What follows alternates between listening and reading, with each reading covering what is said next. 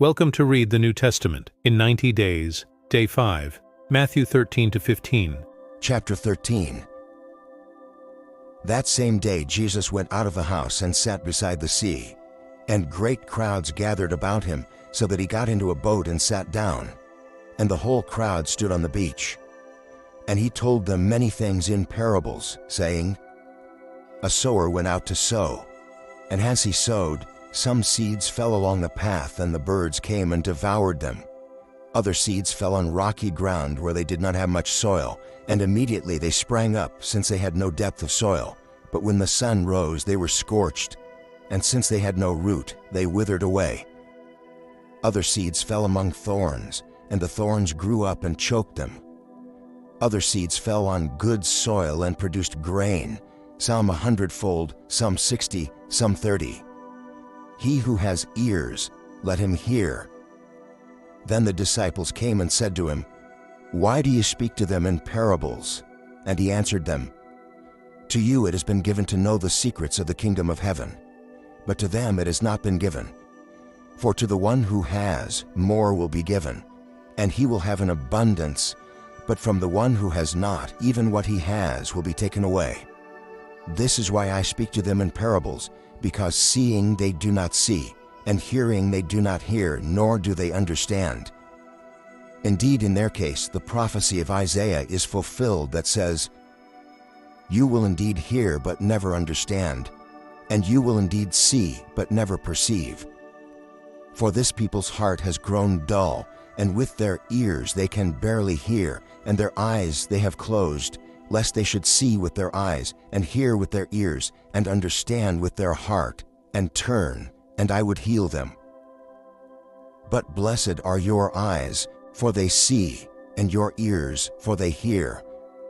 For truly I say to you, many prophets and righteous people longed to see what you see, and did not see it, and to hear what you hear, and did not hear it. Hear then the parable of the sower. When anyone hears the word of the kingdom and does not understand it, the evil one comes and snatches away what has been sown in his heart. This is what was sown along the path. As for what was sown on rocky ground, this is the one who hears the word and immediately receives it with joy. Yet he has no root in himself, but endures for a while, and when tribulation or persecution arises on account of the word, immediately he falls away. As for what was sown among thorns, this is the one who hears the word, but the cares of the world and the deceitfulness of riches choke the word, and it proves unfruitful. As for what was sown on good soil, this is the one who hears the word and understands it. He indeed bears fruit and yields in one case 100-fold, in another 60, and in another 30.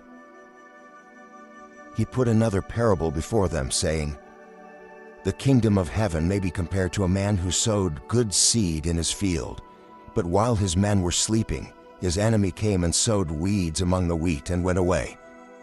So when the plants came up and bore grain, then the weeds appeared also. And the servants of the master of the house came and said to him, Master, did you not sow good seed in your field? How then does it have weeds? He said to them, An enemy has done this. So the servants said to him, Then do you want us to go and gather them? But he said, No, lest in gathering the weeds you should root up the wheat along with them. Let both grow together until the harvest, and at harvest time I will tell the reapers, Gather the weeds first, and bind them in bundles to be burned, but gather the wheat into my barn. He put another parable before them, saying, The kingdom of heaven is like a grain of mustard seed that a man took and sowed in his field. It is the smallest of all seeds, but when it has grown, it is larger than all the garden plants, and becomes a tree, so that the birds of the air come and make nests in its branches. He told them another parable.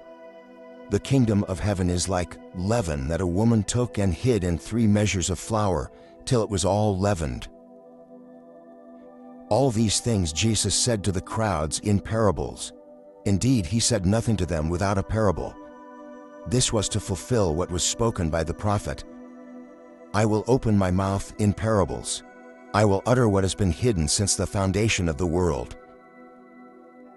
Then he left the crowds and went into the house, and his disciples came to him, saying, "Explain to us the parable of the weeds of the field." He answered, "The one who sows the good seed is the Son of Man. The field is the world, and the good seed is the sons of the kingdom. The weeds are the sons of the evil one, and the enemy who sowed them is the devil. The harvest is the end of the age, and the reapers are angels. Just as the weeds are gathered and burned with fire, so will it be at the end of the age. The Son of Man will send his angels, and they will gather out of his kingdom all causes of sin and all lawbreakers, and throw them into the fiery furnace. In that place there will be weeping and gnashing of teeth. Then the righteous will shine like the sun in the kingdom of their Father. He who has ears, let him hear. The kingdom of heaven is like treasure hidden in a field, which a man found and covered up. Then in his joy he goes and sells all that he has and buys that field. Again, the kingdom of heaven is like a merchant in search of fine pearls, who, on finding one pearl of great value, went and sold all that he had and bought it. Again, the kingdom of heaven is like a net that was thrown into the sea and gathered fish of every kind. When it was full, men drew it ashore and sat down and sorted the good into containers, but threw away the bad. So it will be at the end of the age. The angels will come out and separate the evil from the righteous, and throw them into the fiery furnace. In that place there will be weeping and gnashing of teeth. Have you understood all these things? They said to him, Yes. And he said to them, Therefore every scribe who has been trained for the kingdom of heaven is like a master of a house, who brings out of his treasure what is new and what is old. And when Jesus had finished these parables, he went away from there, and coming to his hometown, he taught them in their synagogue, so that they were astonished and said, Where did this man get this wisdom and these mighty works? Is not this the carpenter's son? Is not his mother called Mary? And are not his brothers James and Joseph and Simon and Judas? And are not all his sisters with us? Where then did this man get all these things? And they took offense at him. But Jesus said to them, A prophet is not without honor except in his hometown and in his own household. And he did not do many mighty works there because of their unbelief. Chapter 14. At that time Herod the Tetrarch heard about the fame of Jesus, and he said to his servants, This is John the Baptist. He has been raised from the dead. That is why these miraculous powers are at work in him.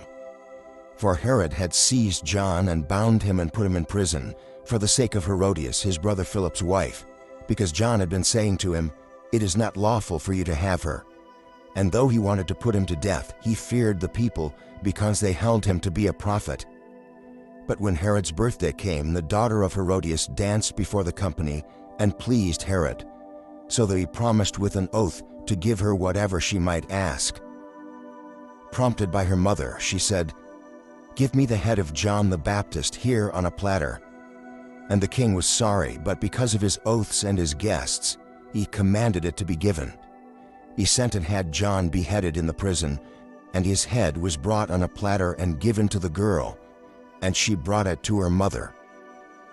And his disciples came and took the body and buried it, and they went and told Jesus. Now when Jesus heard this, he withdrew from there in a boat to a desolate place by himself. But when the crowds heard it, they followed him on foot from the towns. When he went ashore, he saw a great crowd, and he had compassion on them and healed their sick. Now when it was evening, the disciples came to him and said, This is a desolate place, and the day is now over. Send the crowds away to go into the villages and buy food for themselves. But Jesus said, They need not go away. You give them something to eat. They said to him, We have only 5 loaves here and 2 fish. And he said, Bring them here to me. Then he ordered the crowds to sit down on the grass, and taking the 5 loaves and the 2 fish, he looked up to heaven and said a blessing. Then he broke the loaves and gave them to the disciples, and the disciples gave them to the crowds, and they all ate and were satisfied. And they took up 12 baskets full of the broken pieces left over. And those who ate were about 5,000 men, besides women and children. Immediately he made the disciples get into the boat and go before him to the other side, while he dismissed the crowds. And after he had dismissed the crowds, he went up on the mountain by himself to pray. When evening came, he was there alone, but the boat by this time was a long way from the land, beaten by the waves, for the wind was against them. And in the 4th watch of the night he came to them, walking on the sea. But when the disciples saw him walking on the sea, they were terrified and said, "It is a ghost," and they cried out in fear. But immediately Jesus spoke to them, saying, "Take heart, it is I. Do not be afraid." And Peter answered him, "Lord, if it is you, command me to come to you on the water." He said, "Come." So Peter got out of the boat and walked on the water and came to Jesus. But when he saw the wind, he was afraid, and beginning to sink, he cried out, "Lord, save me." Jesus immediately reached out his hand and took hold of him, saying to him, "O you of little faith, why did you doubt?" And when they got into the boat, the wind ceased, and those in the boat worshipped him, saying, "Truly you are the Son of God." And when they had crossed over, they came to land at Gennesaret. And when the men of that place recognized him, they sent around to all that region, and brought to him all who were sick, and implored him that they might only touch the fringe of his garment. And as many as touched it were made well.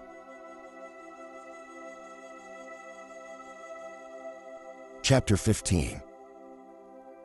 Then Pharisees and scribes came to Jesus from Jerusalem and said, "Why do your disciples break the tradition of the elders?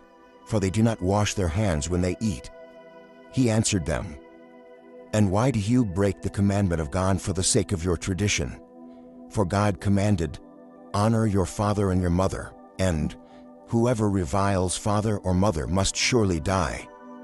But you say, 'If anyone tells his father or his mother, what you would have gained from me is given to God,' he need not honor his father.